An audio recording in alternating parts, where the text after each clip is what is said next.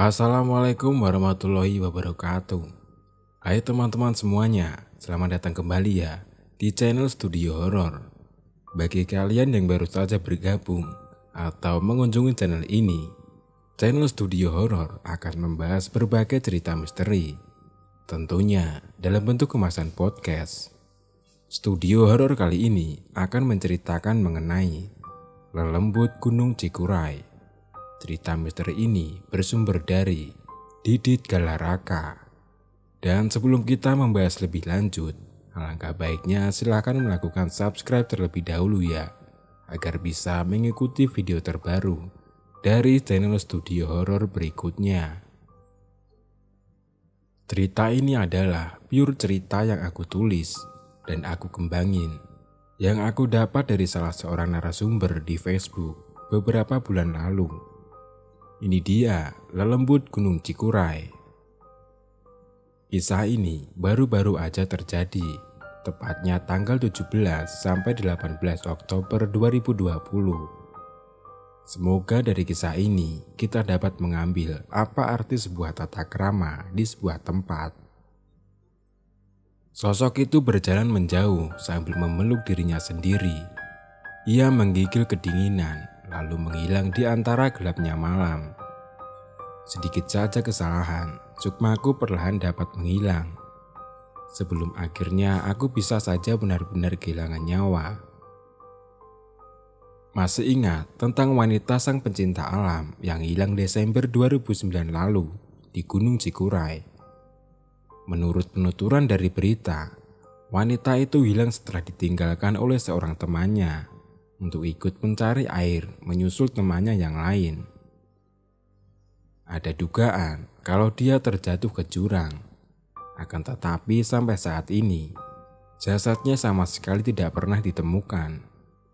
Ada dugaan lain juga kalau wanita itu berpindah alam, dibawa oleh Lelembut Gunung Cikuray. Semua upaya telah dilakukan keluarganya, tapi itu semua sia-sia. Tidak ada yang tahu keberadaannya kini, dan hanya doa yang mampu mengiringi kehilangannya. Ini kesaksianku, benar-benar aku merasakannya, nyata dan tak pernah akan terlupakan selamanya. Tanggal 17 Oktober 2020. Masih hangat diingatan. Kala itu, aku mendaki Gunung Cikuray bersama temanku Agus. Ini semua berawal dari rasa penasaranku. Dan aku mempunyai tekad kuat untuk menginjakkan kaki di atas puncaknya. Aku ingin menikmati pesona alam Cikuray, menyegarkan isi kepalaku dari semua kepenatan rutinitas sehari-hari. Aku tinggal di kota Subang. Bersama temanku Agus, perjalanan dari Subang aku mulai pada pukul 4:30 pagi. Pagi sekali memang, tapi apa boleh buat. Jarak antara kota Subang dan kota Garut terbilang jauh. Aku tidak ingin terlalu siang sampai di sana. Sekitar 5 jam waktu yang dibutuhkan olehku untuk sampai di pos pendaftaran Kiara Janggot. Jalur pendakian ini adalah salah satu jalur pendakian di Gunung Cikuray, selain jalur pemancar dan Bayangbong. Awalnya semua terasa asik, karena Agus adalah seorang yang humoris. Ia selalu melempar candaan kepadaku. Candaannya tak sedikit mengundang gelak tawaku. Canda tawa itu membuat suasana pendakian tidak terasa garing. Ya, awalnya tidak terasa garing karena banyak cerita humor. Namun pada akhirnya, semua itu berbalik menjadi banyak cerita horor. Oh ya, sebut saja namaku Lis. Setibanya di pos pendaftaran Kiara Janggot, aku dan Agus mengurus administrasi pendakian. Kami memulai langkah sekitar pukul 10 pagi lewat 20 menit. Langkah mulai bergerak. Melangkah beriringan menumbuh asa yang terselip di antara cucuran keringat dan beratnya massa carrier di punggung. Tujuan pendakian ini hanya satu, menikmati pesona sang pencipta dari balik ciptaannya yang bernama gunung. Bukan untuk ditaklukkan, sama sekali tidak ada niatan untuk itu. Karena sesungguhnya manusia tak pernah bisa menaklukkannya.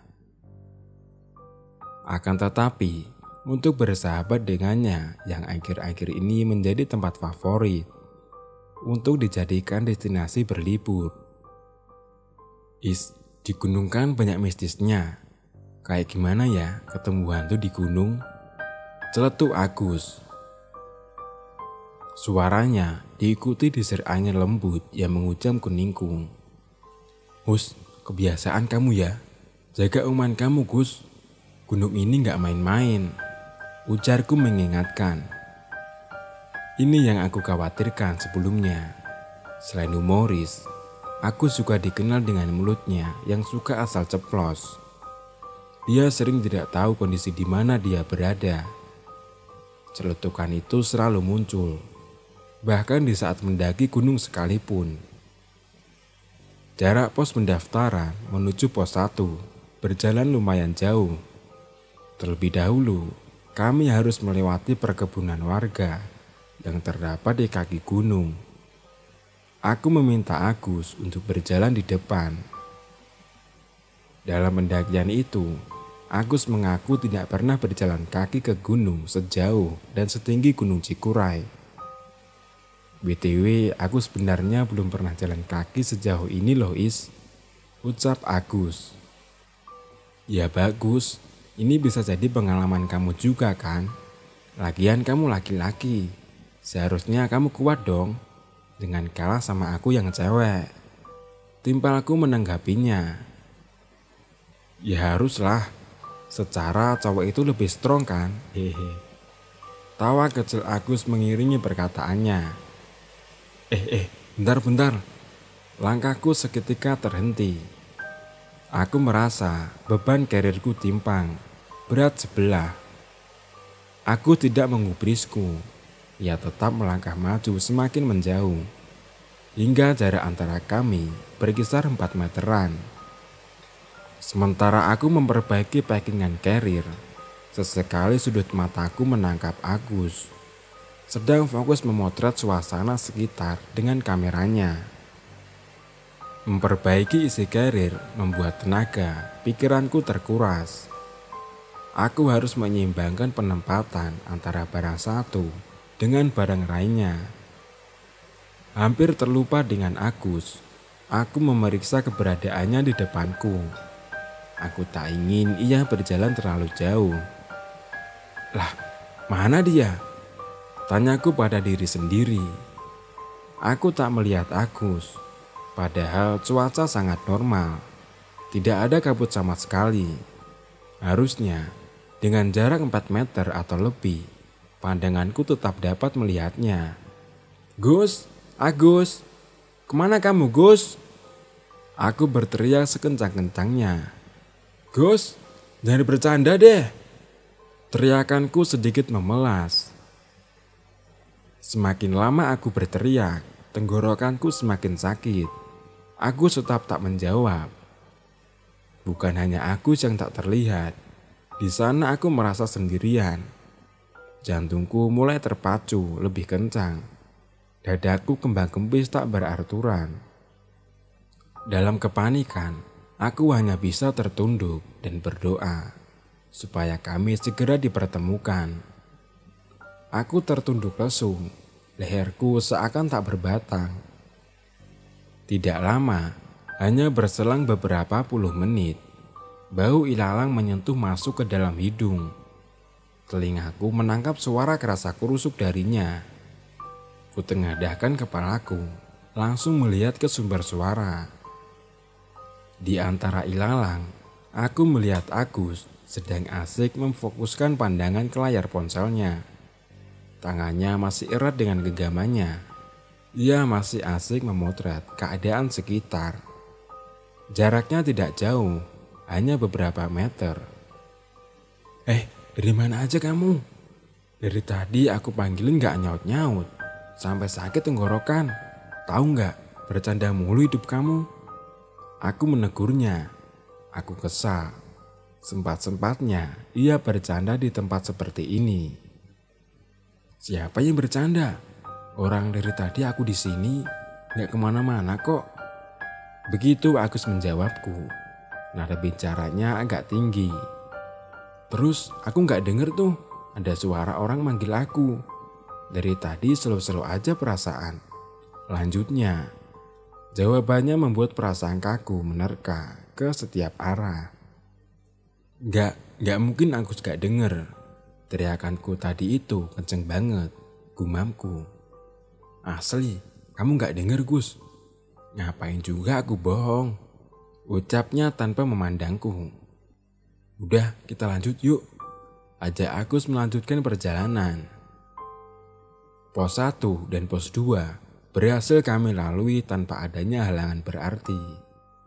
Lanjut di perjalanan dari pos 2 ke pos 3. Aku mengikuti Agus yang menghentikan langkahnya. Ia beralasan ingin memotret suasana di sana. Di tempatku menunggu Agus, hidungku mencium sesuatu yang tak wajar. Di seluruh area tempat aku memijakan kaki, tercium wangi semerbak dan menyeruak. Wangi itu kuat sekali. Padahal di sekitarku tak ada satupun bunga yang tumbuh, hanya rimbunan pepohonan. Kalaupun ada bunga, pasti wanginya tak akan sekuat ini. Rasanya seperti ada seseorang yang baru saja mengoleskan parfum bunga di bagian kulit atas bibirku. Anehnya, meski tak wajar, aku dibuat sangat nyaman olehnya. Kenyamanan yang tak pernah kurasakan sebelumnya. Sempat aku mencari sumber wanginya, tapi hasilnya nihil. Aku tetap tak mendapatkan wangi yang sama dari benda-benda sekitar seperti wangi tadi. Seketika aku teringat dengan sebuah mitos. Jika kita tiba-tiba mencium wangi menyeruak, sementara kita tidak menemukan sumbernya, itu adalah pertanda kedatangan mereka, atau lebih tepatnya penyambutan. Bulu kuduku mulai berdiri, seakan ingin keluar dari sela-sela kain kerudung yang kupakai. Aku tidak tahu apa yang akan terjadi selanjutnya. Semoga ini bukan pertanda buruk bagi kami. Is, fotoin Is, pinta Agus. Ayo lanjut dulu, kita ngejauh dulu dari sini. Aku menolak permintaannya. Ada yang tidak beres dengan tempat ini. Aku pun beranjak melanjutkan perjalanan menjauhi Agus. Kenapa sih kamu? Ia sepertinya keheranan. Pertanyaan itu tidak aku jawab. Aku tetap melangkahkan kaki. Sesampainya di pos 3, kami rehat sejenak. Aku sendiri bersandar di bawah sebuah pohon. Carrier tak kulepas. Ia tetap setia dalam gendonganku. Aku sedikit kelelahan. Nafas pun tak beraturan. Setelah beberapa lama aku mengatur nafas, dalam keadaan mata terpejam, kubuka kembali mataku secara perlahan. Pandanganku masih buram, belum sepenuhnya terlihat jelas. Tapi samar dapat kulihat, tepat dari arah depanku, ada sesosok wanita duduk di sebuah ranting pohon, yang di bawahnya tepat mulut jurang menganga lebar. Perawakannya persis denganku. Ia melambaikan tangan. Ia seperti menghipnotisku. Aku pun terkesima dibuatnya. Merasa terpanggil, aku pun beranjak. Kakiku melangkah menghampirinya. Is, kamu mau kemana? Itu jurang loh Is, kamu kenapa sih? Teriakan Agus membangunkan rasa terkesimaku. Tubuhku digoyahkan olehnya. Ia menghadang tepat di depanku. Gak apa-apa Gus, itu tadi. Aku menunjuk sebuah ranting yang semula diduduki sosok wanita yang melambaikan tangannya. Nah, kok gak ada? Wanita itu menghilang. Dahiku mengkerut. Apaan sih? Tanya aku keheranan, sembari menoleh ke arah ranting yang kutunjuk. Enggak, udah lupain. Kita lanjut jalan aja, kataku. Kuputuskan melanjutkan perjalanan menuju pos 4. Di tengah-tengah perjalanan, suasana kembali tidak beres. Aku merasa diikuti oleh seseorang dari belakang. Langkahku beberapa kali sempat terhenti, melihat sekitar dan memastikan. Namun tak kutemui siapapun. Di jalur pendakian itu, hanya ada aku dan Agus. Sempat terlintas juga dalam pikiranku bahwa lelembut-lelembut itu mengincarku. Gesekan antara energiku dengan energi mereka berpengaruh besar. Aku menjadi cepat lelah. Aku ingin beristirahat dulu di pos 4. Tenagaku terkuras. Sampailah kami di pos 4. Agus menyetujui usulanku untuk sejenak beristirahat di sana. Sebentar, hanya beberapa menit. Setelah itu, kami melanjutkan kembali perjalanan.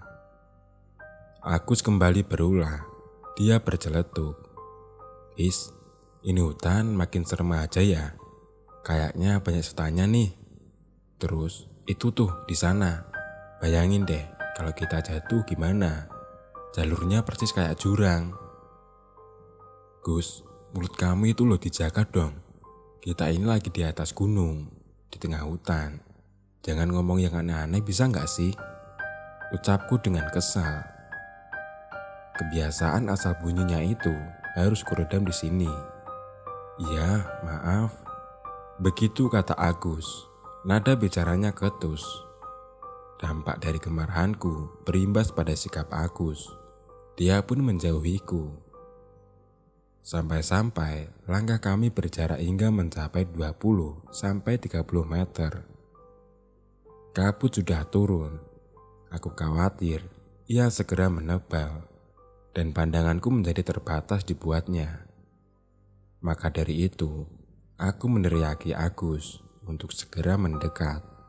Tanpa sautan, Agus pun mendekat. Di perjalanan dari pos 4 hingga pos 5, kami berdua selalu berpapasan dengan pendaki lain. Aku sendiri merasa senang bisa bertegur sapa dengan mereka. Darahku yang semula bergejolak karena dibakar api kecemasan, kini mulai mereda.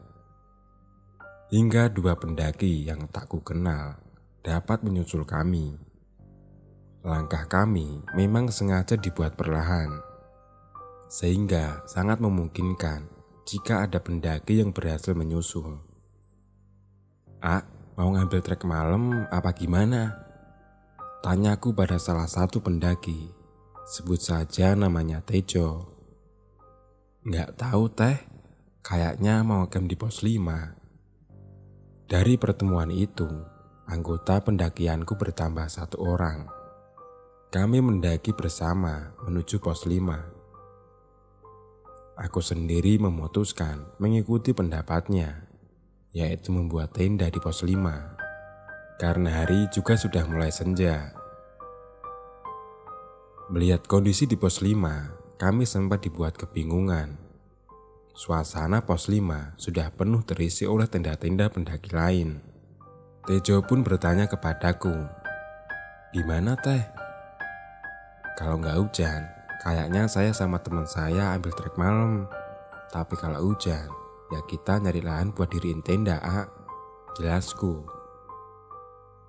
Melihat kemungkinan kecil berkemah di pos 5, kami memutuskan untuk melanjutkan perjalanan, sembari mencari lahan untuk mendirikan tenda. Salah satu lainnya menjadi seorang leader, sebut saja namanya Nanang. Sedangkan Tejo menjadi seorang sweeper. Sementara aku dan Agus berada di antara mereka. Kami beruntung ada Nanang yang berada bersama kami. Menurut pengakuannya, ia sudah pernah ke Cikuray, sehingga ia lebih mengetahui trek yang harus diambil. Tidak terasa jauh kami berjalan. Sampailah kami di pos 6. Langit nampaknya sudah tak bersahabat. Ia menumpahkan rintikan air hujan. Mataku menangkap sebuah bangunan. Itu warung. Bagus juga. Di area seperti ini, ada orang yang berbaik hati yang membangun warung. sehingga pendakian sepertiku tidak perlu khawatir kehabisan perbekalan. Melihat area strategis di dekat warung, aku mengusulkan untuk membangun tenda kepada kawan-kawanku. Tanpa sanggahan, mereka menyetujuinya. Tenda pun selesai didirikan. Segera aku seduh wedang jahe dan mie instan favoritku, sekedar untuk menghangatkan badan. Angin gunung menembus bajuku, merangsek masuk ke dalam pori-pori. Tak ada kata yang keluar dari mulut kami. Hanya suara benturan antara sendok dan nesting, dan rintikan air hujan yang terdengar senggema. Pikiranku tiba-tiba saja berkelana. Aku menjadi memikirkan hal-hal mistis yang terjadi padaku di jalur pendakian tadi. Berusaha aku palingkan, namun tidak bisa. Aku hanya bisa mengikisnya sedikit demi sedikit. Posisi tendaku sendiri berada di paling pojok area itu. Sedikit saja kecerobohan dan gerakan berlebihan, tendaku dapat terperosot ke dalam jurang. Mentari semakin tenggelam, langit berganti hitam, pandangan menjadi semakin remang, sepi, sunyi tetap menemani. Tidak ada aktivitas dari pendaki lain. Mungkin mereka juga sama sepertiku, meneduh di dalam tenda. Semakin larut, hawa dingin yang ikut masuk ke dalam tenda membuatku seketika terlelap. Di dalam lelap tidurku, aku bermimpi dihampiri sosok wanita yang tidak asing. Berusaha aku ingat, ternyata itu adalah wanita yang tadi siang aku melihat duduk di sebuah ranting ketika aku dan Agus beristirahat di pos 3. Wanita itu mengenakan baju berwarna putih sedikit kusam. Wajahnya tidak bisa aku lihat karena terhalang oleh rambutnya yang panjang terurai yang menjuntai ke bawah. Sosok wanita itu dalam keadaan basah kuyup. Wanita itu menggigil. Ia berkata, "Teh, pinjam selimutnya teh, saya kedinginan." Aku sendiri bingung. Aku pun hanya membawa satu sarung saja. Kalaupun aku memberikan sarungku kepadanya, bagaimana dengan nasibku? Dengan berat hati, aku menjawab, "Teh, saya cuma bawa satu sarung, jaket juga satu. Itu juga udah kebasahan. Soalnya air hujan dari luar masuk ke dalam tenda, teh." Sosok wanita itu tidak mengeluarkan sepatah dua kata apapun. Ia hanya menggigil, lalu membalikkan badannya, meninggalkanku begitu saja. Jujur, aku sebenarnya sangat kasihan, tapi mau bagaimana lagi? Meski aku berkorban memberikan sarung dan juga jaketku yang basah, ia juga tetap akan kedinginan. Beberapa saat kemudian, aku terbangun. Aku melihat jam tangan. Jarum pendeknya sudah bergeser sedikit ke arah angka 1, dan jarum panjangnya di angka 8. Pukul 12 malam lewat 40 menit, aku terbangun di tengah malam. Aku pun melihat sekitar, ada yang aneh. Sarung yang semula kukenakan untuk tidur, kini sudah berada di dekat pintu tenda. Sarung itu menjauh dariku. Padahal aku berada di bagian tenda paling jauh dengan mulut tenda. Tidak cukup di situ, pendengaranku menangkap sesuatu. Aku mendengar suara langkah diseret menjauh dari tenda. Di dalam takutku, aku malah menjadi penasaran. Aku pun sedikit melompati Agus untuk bisa mencapai mulut tenda.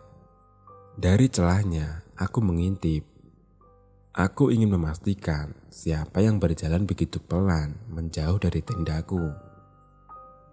Dari celah itu, aku melihat sosok yang sama dengan apa yang aku lihat di dalam mimpi. Sosok wanita berbaju putih sedikit kusam dengan rambut panjang yang menjuntai. Sosok itu berjalan menjauh sembari memeluk dirinya sendiri. Ia menggigil, lalu tiba-tiba menghilang di telan gelapnya malam. Teriakanku harus kutahan dengan tanganku sendiri. Aku tidak ingin sosok itu berbalik dan juga melihatku. Aku takut jika ia berbalik, ia akan menghampiriku lagi dan membawaku ke alamnya. Aku tidak mau ceroboh, sedikit saja kesalahan, sukmaku perlahan dapat menghilang. Sebelum akhirnya aku bisa saja benar-benar kehilangan nyawa. Kejadian itu harus membuatku terjaga hingga menjelang pukul 5:30 pagi. Sementara hujan masih mengguyur tanah Cikuray. Sekiranya pukul 8 pagi, aku membangunkan teman-temanku untuk bersiap naik ke puncak. Perlengkapan lain seperti tenda dan perbekalan kami bereskan, lalu kami simpan di tempat aman. Kami takut ada babi hutan yang merusak semuanya. Tanpa carrier, kami berjalan menuju pos 7 dan pos 8. Perjalanan penuh dengan perjuangan, trek licin dan udara yang pengap karena oksigen bercampur dengan air. Hingga akhirnya pukul 10:30 siang, kaki lelahku dapat berpijak di titik tertinggi Gunung Cikuray. Semua lelah terbayarkan, semua harapan terkabulkan. Kejadian-kejadian di luar nalar yang aku alami sebelumnya sejenak terlupakan oleh indahnya pesona puncak Cikuray. Pukul 12 lewat, kami memutuskan untuk turun. Sampai di tenda pukul 2 siang. Perjalanan turun dari puncak cukup lama, karena selain jalanan yang licin, aku juga sering berhenti untuk mengabadikan momen. Aku sendiri melepaskan sepatu, itu bukan tanpa alasan. Sepatuku selalu tersangkut hingga terlepas, hingga langkahku tersendat-sendat. Pendaki lain yang melihat itu sempat memperingatkan, tapi aku abaikan. Karena ini adalah keputusan terbaik menurutku. Itu akan memangkas waktuku untuk cepat sampai ke kaki gunung. Di jalur antara pos 5 dan pos 4, aku dan Agus sempat beristirahat sejenak. Oh ya, di sini kami sudah terpisah dari Tejo dan Nanang. Kami kembali berdua. Di jalur pendakian, aku melihat 2 pendaki sedang turun. Setelah saling menyapa, mereka mengaku berasal dari Bekasi. Tidak jauh dari kedua pendaki asal Bekasi itu, aku melihat seorang pendaki lain. Ia memakai jaket kuning, topi, dan sarung tangan. Perawakannya tinggi, wajahnya tampan menurutku. Namun ada yang aneh, pendaki berjaket kuning itu berkulit pucat. Semula aku menyangka kalau pendaki berjaket kuning itu adalah teman dari 2 pendaki asal Bekasi, sehingga aku tidak merasakan merinding sama sekali. Bahkan aku sempat menawarkan air minum, namun ia menolaknya. Di perjalanan antara pos 4 dan pos 3, musibah menghampiriku. Kakiku seperti ada yang memegang, lalu mendorongnya hingga aku terjatuh. Bukan hanya lecet biasa, tapi kakiku terkilir. Aku berteriak kesakitan, lalu meminta Agus untuk membantu. Aku merasakan jelas ada sebuah tangan yang memegangi kakiku dengan kuat dan mendorongnya. Aku pun kembali melihat pendaki berjaket kuning, sedang duduk bersandar di bawah pohon. Kami pun melewatinya. "Punten, saya duluan ya," ucapku permisi. Pendaki berjaket kuning itu hanya menjawabku dengan senyuman. Tidak ada hal aneh yang aku terima. Dari pos 3 hingga pos 1, semua aman-aman saja, meski langkahku masih terpincang. Di pos 1, aku beristirahat sekaligus menyantap makanan favoritku, cuanki. Aku lahap memakannya untuk menghilangkan rasa lapar. Sedang lahap-lahapnya, dari kejauhan aku kembali melihat pendaki berjaket kuning. Ia memperhatikanku. Kami saling bertatapan. Dan ketika pendaki itu melewatiku, aku sempat menawarkan makanan kepadanya. Namun lagi-lagi ia menolak. Aku yang terkesima tidak bisa berbuat apa-apa. Hanya bisa membiarkannya lewat di depanku begitu saja. Tidak berselang lama setelah cuanki habis, aku dan Agus melanjutkan perjalanan menuju pos pendaftaran. Di dalam benakku, aku berharap bisa menyusul pendaki berjaket kuning tadi. Aku memperkirakan sebelumnya, jaraknya tidak akan terlalu jauh. Tapi semakin berjalan jauh, aku tidak melihatnya. Masa iya sih? Udah hilang lagi? Cepet banget jalannya. Benakku terpatik dalam kebingungan. Sampailah kami di area semula yang menjadi tempat hilangnya Agus kemarin. Di tempat itu, aku bertemu dengan beberapa petugas dan satu orang relawan yang sedang turun. Mereka menyusul kami. Para petugas yang menyusul memilih mendahului kami. Tidak dengan satu orang relawan yang datangnya bersamaan. Ia memilih berjalan beriringan dengan kami.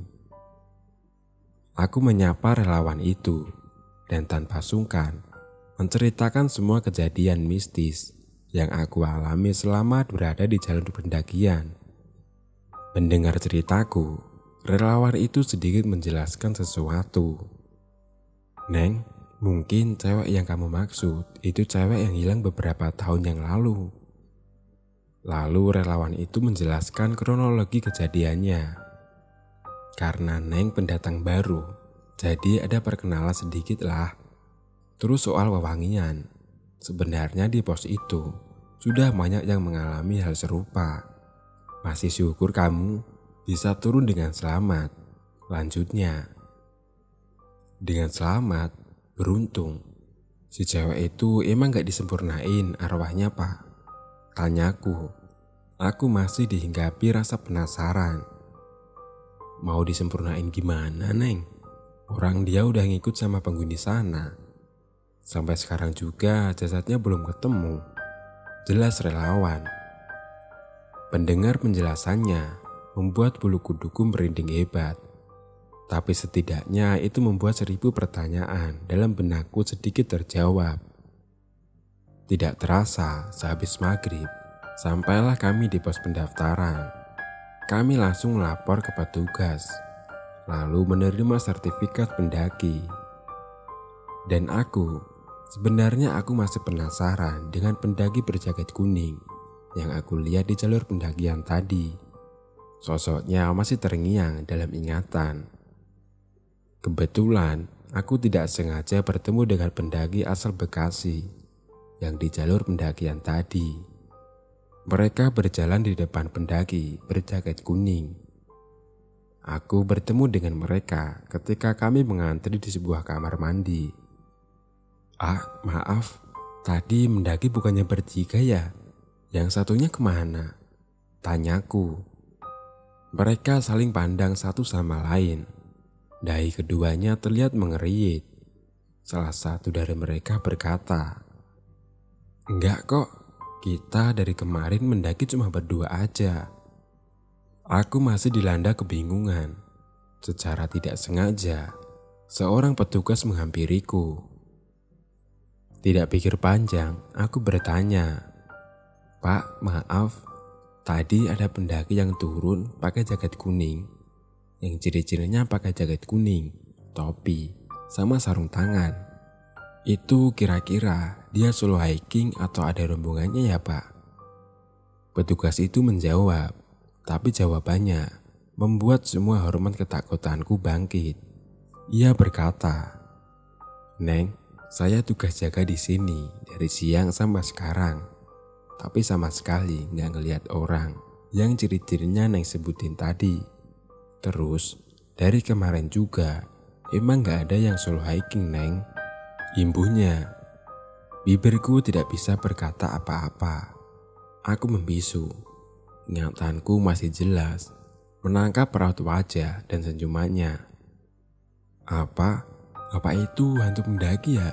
Pikirku. Setelah menyelesaikan semua urusanku, aku dan Agus memutuskan untuk mengemas kembali barang bawaan untuk kemudian pulang ke Subang. Di perjalanan, ternyata kejadian mistis masih setia mengikuti. Dari mulai carrier yang terasa berat dan ringan seketika, padahal isinya tetap sama. Sampai teror kuntilanak yang melempar batu di toilet, sebuah musola yang menjadi transit kami sebelum melanjutkan perjalanan. Bukan hanya sampai di situ, sampai rumah pun hal mistis masih belum pergi juga. Kejadian ini sangat tidak masuk akal. Kejadiannya yaitu ketika aku terbangun dari tidurku, aku menemukan kakiku sangat kotor dibaluri tanah gunung. Padahal aku yakin betul kalau sebelum tidur aku sudah mencuci kakiku dengan sangat bersih. Tapi apa yang kulihat sangat tidak masuk akal. Aku pun merenung dan tersadar apa yang telah terjadi kepadaku mungkin adalah ulah temanku yang tidak menjaga perkataannya ketika berada di gunung. Lebih ke arah sompral sih menurutku, sangat sompral. Alhasil, aku terkena imbasnya. Tapi di balik semua itu, aku masih bersyukur bisa selamat hingga kini. Dan dari kisah ini, aku belajar sebuah kesopanan ketika berada di sebuah tempat, dimanapun, tidak terkecuali di gunung. Dan cerita pun selesai. Terima kasih teman-teman, karena sudah mau menonton video terbaru dari channel Studio Horor. Dan wassalamualaikum warahmatullahi wabarakatuh.